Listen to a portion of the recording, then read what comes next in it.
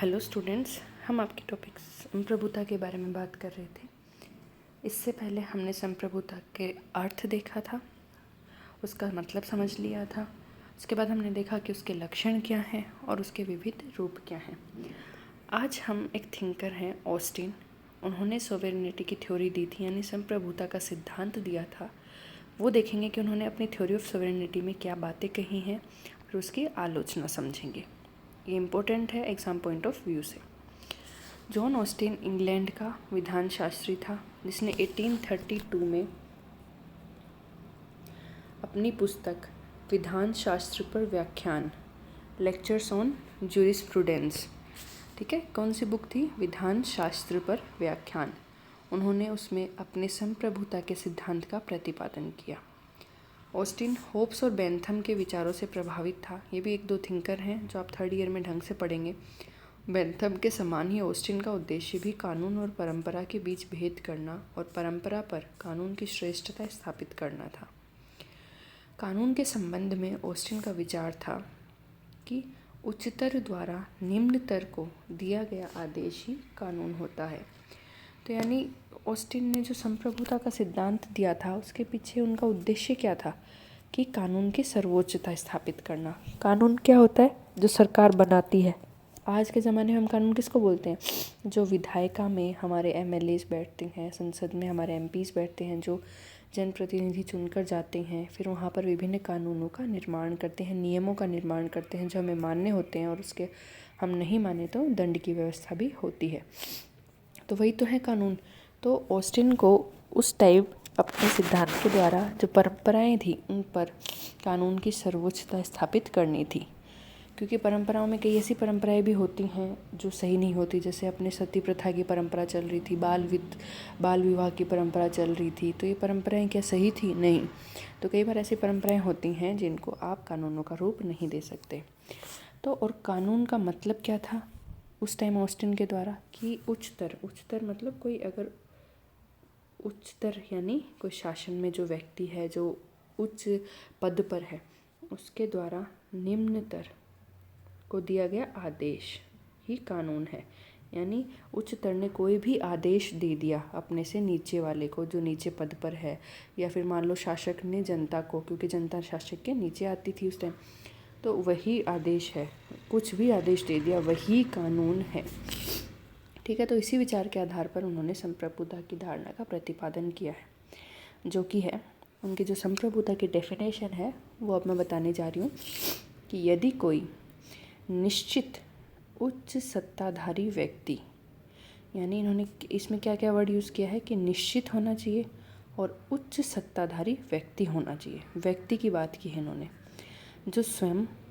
जो खुद किसी उच्च सत्ताधारी की आज्ञा पालन का अभ्यस्त नहीं है, यानी उससे ऊपर कोई उच्च सत्ताधारी नहीं है।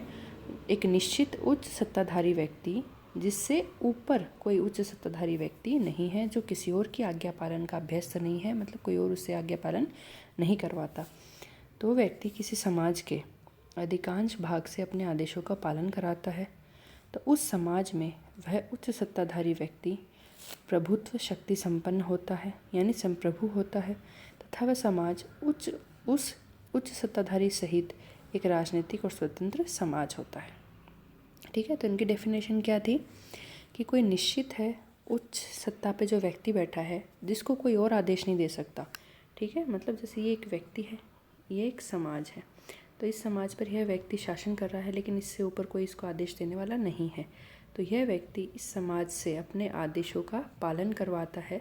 तो ये व्यक्ति क्या हो गया यहाँ पर? संप्रभु। तो समाज के अधिकांश भाग से अपने आदेशों का पालन करवाता है। तो उस समाज में वह उच्च सत्ताधारी व्यक्ति है, वो शक्ति संपन्न हो गया, तो संप्रभु हो गया, और वह समाज है वो एक स्वतंत्र और राजनीतिक समाज है। तो इससे संप्रभुता की निम्न विशेषताएं स्पष्ट होती हैं। प्रत्येक स्वतंत्र राजनीतिक समाज अर्थात राज्य में आवश्यक रूप से कोई व्यक्ति या व्यक्ति समूह संप्रभु होता है। प्रत्येक राजनीतिक समाज में प्रभुत्व शक्ति उसी प्रकार अनिवार्य है जिस प्रकार पदार्थ किसी पिंड में आकर्षण केंद्र होना अनिवार्य होता है। मतलब सिंपल सी डेफिनेशन है कि किसी समाज में किसी व्यक्ति या व्यक्ति समूह को संप्रभु होना ज़रूरी है। यही उन्होंने कहा कि कोई निश्चित उच्च सत्ताधारी व्यक्ति। संप्रभु किसी मानव या मानव समूह के रूप में हो सकता है, किंतु यह आवश्यक रूप से निश्चित होना चाहिए। निश्चित का मतलब उनका क्या था कि जैसे हम कई बार बात करते हैं कि रूसों ने सामान्य इच्छा का सिद्धांत दिया, या प्राकृतिक कानूनों का, या कोई देवीय इच्छा है, या जनमत है, या मतदान है, तो इन्होंने कहा कि ये चीज़ें निश्चित नहीं हैं। जैसे प्राकृतिक कानूनों की बात करें, प्राकृतिक कानून का मतलब क्या है? वे कानून जो प्रकृति में पाए जाते थे और स्पष्ट नहीं थे। फॉर एग्ज़ाम्पल, जैसे मानव को पता होता है कि चोरी करना पाप है, तो प्रकृति में जब मानव ने जन्म लिया शायद तभी से उसको पता था, उसका विवेक उसे ही कहता था कि किसी की हत्या करना है, चोरी करना पाप है। लेकिन ये क्या थे? प्राकृतिक कानून थे, स्पष्ट नहीं थे, बस मानव का विवेक उसको ये कहता था, उसका मन उसको ये कहता था। लेकिन इसी कानून को जब सरकार है वो एक डॉक्यूमेंट में लिख देती है कि भाई चोरी करने पर आपको 500 रुपये का जुर्माना या फिर 3 साल की सज़ा हो जाएगी, तो क्या है? कानून का रूप ले लेता है, तो वो स्पष्ट हो जाता है। तो प्राकृतिक कानून कौन से होते हैं? जो प्रकृति से इंसान सीखता है, लेकिन वो स्पष्ट नहीं होते। ऐसे देवीय इच्छा, देवीय इच्छा क्या होती है? कोई स्पष्ट नहीं है कि क्या देवीय भगवान की इच्छा क्या है। जनमत, तो जनमत की इच्छा क्या है? ये भी स्पष्ट नहीं है, क्योंकि जनमत है वो बिखरा हुआ है, कोई संगठित नहीं है, तो आप एक एक व्यक्ति की राय जान नहीं सकते। आज कॉम्प्लिकेटेड जो सिस्टम हो गया है, जनसंख्या बहुत ज़्यादा हो गई है। तो मतदान, तो इन्होंने कहा ऐसी चीज़ नहीं होनी चाहिए, निश्चित व्यक्ति होना चाहिए। ये जो भावनात्मक जो प्रतीक हैं, सामान्य इच्छा, प्राकृतिक कानून, देवी इच्छा, ऐसी कोई चीज़ संप्रभु नहीं होगी। यह तो एक निश्चित मनुष्य या ऐसी निश्चित सत्ता है जिस पर खुद पर कोई कानूनी प्रभुत्व ना हो। हमने देखा था, इन्होंने ये कहा कि वो खुद किसी की आज्ञा नहीं मानता हो, और आज्ञा को ही इन्होंने कानून का नाम दिया है। मैंने कानून का बताया था, इनकी डेफिनेशन क्या है इनके द्वारा। कानून की उच्चतर द्वारा निम्नतर को दिया गया आदेश ही या आज्ञा ही कानून है। ठीक है, तो उसका मतलब क्या है कि जो संप्रभु है उसके ऊपर कोई कानूनी प्रभुत्व नहीं है, वो किसी की आज्ञा पालन का अभ्यस्त नहीं है। इन निश्चयात्मक मानव श्रेष्ठ की शक्ति असीमित और अपरिमित है। उनके अकॉर्डिंग कोई उच्चतर अधिकारी उससे अपनी आज्ञाओं का पालन नहीं करा सकता। क्यों है असीमित और अपरिमित? क्योंकि उन्होंने कहा है कि वो किसी और की आज्ञा पालन का अभ्यस्त नहीं है, वो किसी और के कानून से बंधा हुआ नहीं है, वो समाज में अपने आदेशों का पालन करवाता है, वही संप्रभु है। निश्चयात्मक मानव श्रेष्ठ के प्रति आज्ञाकारिता आदत का विषय होती है, यदा कदा की बात नहीं। ऑस्टिन का विचार है कि निश्चित प्रभु के प्रति आज्ञाकारिता स्थिर, निरंतर और अप्रतिहत होनी चाहिए। इन्होंने कहा कि वो समाज के अधिकांश भाग से अपनी आज्ञा का पालन करवाता है, तो वो आज्ञा ये नहीं है कि आपने कभी मान ली कभी नहीं मानी, आपकी मर्जी है तो आप मान रहे हो। नहीं, आपको वो आज्ञा हमेशा निरंतर माननी है। प्रभुत्व शक्ति का आदेश ही कानून है, और इस आदेश की अवहेलना करने वाला दंड का भागी होता है। सर्वोच्च प्रभुता की शक्ति अखंडित होती है, यह एक ही इकाई है और व्यक्ति और संघों में इसका विभाजन नहीं हो सकता। ये हम स्टार्टिंग से ही देख रहे हैं। तो ये था ऑस्टिन का संप्रभुता का सिद्धांत। अब इस सिद्धांत की आलोचना देखते हैं। ऑस्टिन एक वकील था। उसने संप्रभुता के सिद्धांत की व्याख्या केवल वैधानिक दृष्टिकोण के आधार पर की है। ऑस्टिन द्वारा व्यवहारिक पक्ष पर ध्यान न दिए जाने के कारण Sir Henry Maine, Price, A.R. Lord, Bluntschli, James Stephen आदि विद्वानों ने इस सिद्धांत की कटु आलोचना की है। निम्न आधार पर इसकी आलोचना की गई है। आलोचना में पहली आलोचना क्या है? समाज में ऑस्टिन के जनश्रेष्ठ को खोज पाना, जनश्रेष्ठ यानी जो इन्होंने सत्ताधारी व्यक्ति बताया है उसको खोज पाना कठिन है। ऑस्टिन के द्वारा जिस प्रकार के निश्चित संप्रभु की व्याख्या की गई है, व्यवहार में उसे खोज पाना अत्यंत कठिन है। सर हेनरी मैन ने अपनी पुस्तक अर्ली इंस्टीट्यूशंस में लिखा है कि इतिहास में इस प्रकार के निश्चित जनश्रेष्ठ के उदाहरण नहीं मिलते। उनके अनुसार पूर्व में अनेक साम्राज्यों में ऐसी कोई चीज़ नहीं रही जिसे निश्चित उच्चतर सत्ता कहा जा सके। मध्य युग में भी यह निश्चय करना कठिन था कि संप्रभु समाज है कि राज्य। सामंती युग में भी सामंतों की शक्ति बढ़ी होने के कारण वास्तविक संप्रभु का पता लगाना कठिन था। वर्तमान समय में अमेरिका आदि देशों के संविधानों में संप्रभु को निश्चित करना कठिन है। मतलब कहने का मतलब क्या है कि आप उन्होंने कहा कि एक निश्चित उच्च सत्ताधारी व्यक्ति होगा। जब ऑस्टिन की डेफिनेशन अपन ने पढ़ी थी तो उसमें क्या था? एक निश्चित उच्च सत्ताधारी व्यक्ति। उन्होंने कहा ऐसे निश्चित उच्च सत्ताधारी व्यक्ति का पता लगाना कठिन है। जैसे हम मध्य युग की बात करें तो हम देखेंगे कि उस टाइम शासक भी पावरफुल हुआ करता था और चर्च उससे भी पावरफुल हुआ करता था। तो और सामंती युग में देखें तो शासक है वो सामंतों की बातें भी मानता था, क्योंकि सामंत पावरफुल हुआ करते थे। तो उन्होंने कहा कि हर टाइम, हर युग ऐसा रहा है कि जिसमें एक निश्चित आप सत्ताधारी व्यक्ति का पता नहीं लगा सकते। हर टाइम कोई ना कोई शक्ति और भी पावरफुल रही है। तो यही हेनरी मैन के कहने का मतलब है। तो ये कहते हैं कि ऑस्टिन का ये सिद्धांत यहाँ पर गलत है।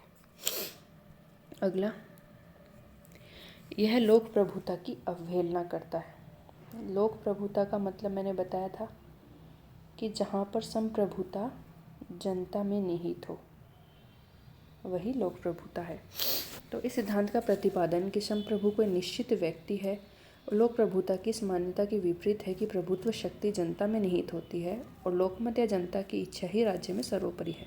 क्योंकि ऑस्टिन ने तो कहा था कि जो संप्रभु कौन होगा, जो जैसे एक उच्च सत्ताधारी व्यक्ति है, वो अपनी आज्ञा का पालन करवा रहा है इन सब लोगों से, तो ये संप्रभु हुआ। जबकि आजकल जो संप्रभुता की धारणा चल रही है वो ये है कि जनता में ही संप्रभुता निहित होती है। तो ये सिद्धांत ये बिल्कुल विपरीत है। ऑस्टिन की कल्पना के वैधानिक प्रभु को मानने का परिणाम ये होगा कि हमें लोक प्रभुता और राजनीतिक प्रभुता, दोनों ही प्रकार की प्रभुताओं की सत्ता अस्वीकृत करनी होगी। वर्तमान समय की प्रजातंत्रीय व्यवस्था में ऐसा कर पाना संभव नहीं है।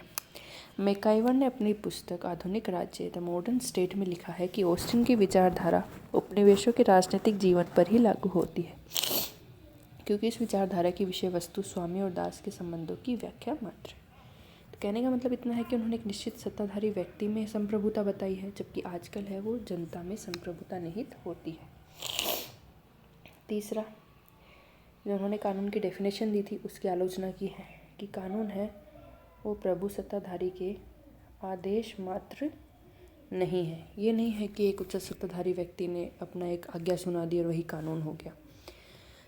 उन्होंने कहा था कि ऑस्टिन ने कि संप्रभु के आदेश ही कानून होते हैं, त्रुटिपूर्ण है। संप्रभुता ही कानून का एकमात्र स्रोत नहीं होती, पर इसके साथ साथ परंपरागत प्रथाएं, न्याय संबंधी निर्णय, वैधानिक टीकाएं और औचित्य पर आधारित राजकीय व्यवस्थापन भी कानून के स्रोत के रूप में कार्य करता है। यानी कहने का मतलब ये है कि उच्च सत्ताधारी व्यक्ति कोई आज्ञा दे देता है वही कानून नहीं होता। इसके अलावा जैसे जो परंपराएं चली आ रही हैं, कई बार वो भी कानूनों का रूप ले लेती हैं, या न्यायालय कोई निर्णय देता है वो भी कई बार कानून बन जाता है। जैसे आर्टिकल 21 इंडिया में लिखा गया था, तो इसमें क्या था कि मानव को अपने जीवन की रक्षा करने का अधिकार है, तो उसमें मतलब अच्छी लाइफ जीने का अधिकार है। तो अच्छी लाइफ में फिर न्यायालय ने टाइम टाइम पर संशोधन किए कि गुड इन्वायरमेंट भी आपके जीने के अधिकार में आता है, स्वच्छ पानी भी। तो ये क्या है, टाइम टाइम पे फिर ये कानून बन गए कि भाई आपको एनवायरनमेंट को स्वच्छ रखना चाहिए। तो कोई ज़रूरी नहीं है कि शासक ने कोई आज्ञा दे दी और सिर्फ वही कानून है। प्रथाएं हैं, परंपराएं हैं, कोई न्यायालय निर्णय है, कोई वैधानिक टीकाएं हैं, तो वो भी कानूनों का रूप ले लेती हैं।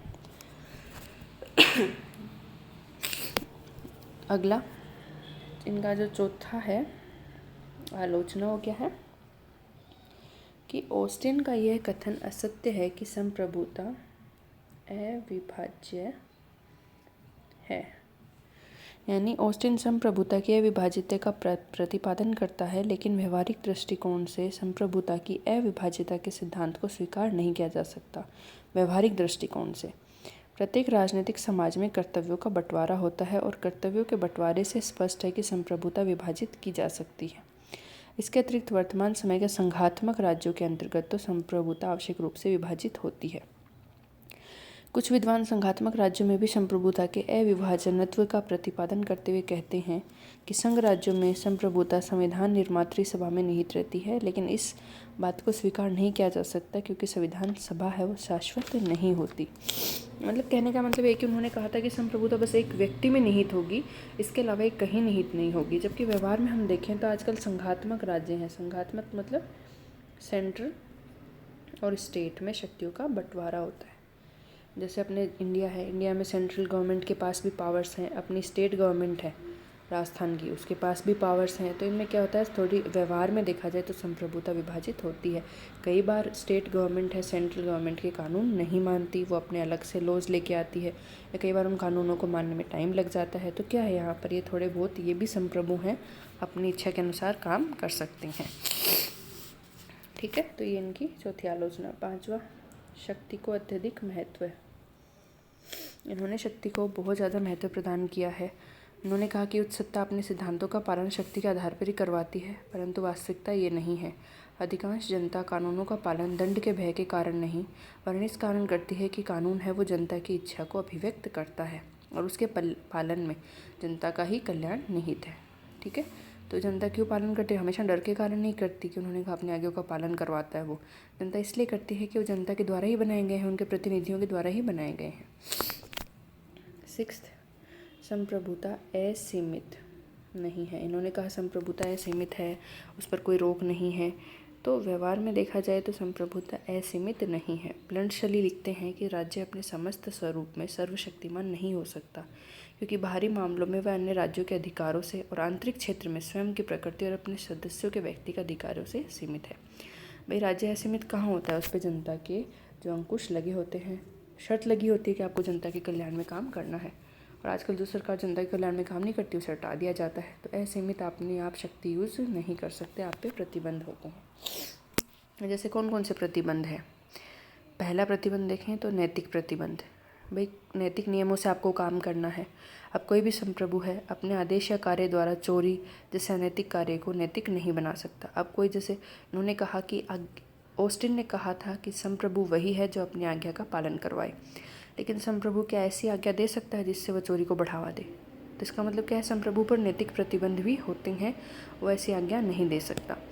दूसरा प्रतिबंध उस पर होता है रीति रिवाज और परंपराओं का। अब ऐसा कोई कानून नहीं बना सकता कि जो परंपराओं को तोड़ डाले। फॉर एग्जाम्पल, जब हमने सती प्रथा के विरोध किया था लोगों ने, तब भी उनको काफ़ी टाइम लग गया था सती प्रथा को बंद करवाने में, क्योंकि वो परंपरा चली आ रही थी, लोग उसके अगेंस्ट नहीं जाना चाहते थे। तो ऐसे ही होता है कि लोग अपनी परंपराओं से, अपने रीति रिवाजों से जुड़े हुए होते हैं, और आप उनके जो परंपरा तोड़ने की कोशिश करते हो तो वो इस बात से खुश नहीं होते और आपको अपदस्थ कर देते हैं। और कई बार अच्छी परंपराएं भी होती हैं, तो राजा है वो उनके अगेंस्ट नहीं जा सकता। तीसरा, राजा पर प्रतिबंध या फिर राजा यानी संप्रभु पर प्रतिबंध धर्म का होता है। जैसे मध्य युग में धर्म को बहुत ज़्यादा इम्पोर्टेंस प्रदान थी, धर्म के अगेंस्ट राजा नहीं जा सकता था। जैसे वर्तमान समय में पाकिस्तान जैसे राज्यों के संविधान का मूल आधार धर्म है, मुस्लिम राष्ट्र बोलते हैं वो उसे। तो इसलिए कई बार राजा है और संप्रभु है वो धर्म के विरुद्ध नहीं जा सकता। ये हम क्या देख रहे हैं? ये संप्रभुता पर हम नियंत्रण या प्रतिबंध देख रहे हैं कि संप्रभु पर भी प्रतिबंध होते हैं, जैसे नैतिक प्रतिबंध, रीति रिवाजों का प्रतिबंध, परंपराओं का प्रतिबंध, धर्म का प्रतिबंध, एक अंतर्राष्ट्रीय कानूनों का प्रतिबंध है।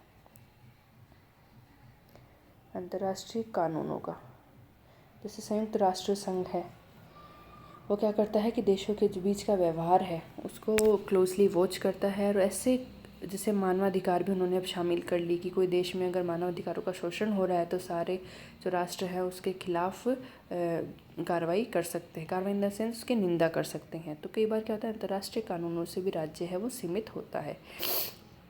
आप ऐसे अंतर्राष्ट्रीय जगत में कोई ऐसा कार्य नहीं कर सकते जो गलत हो।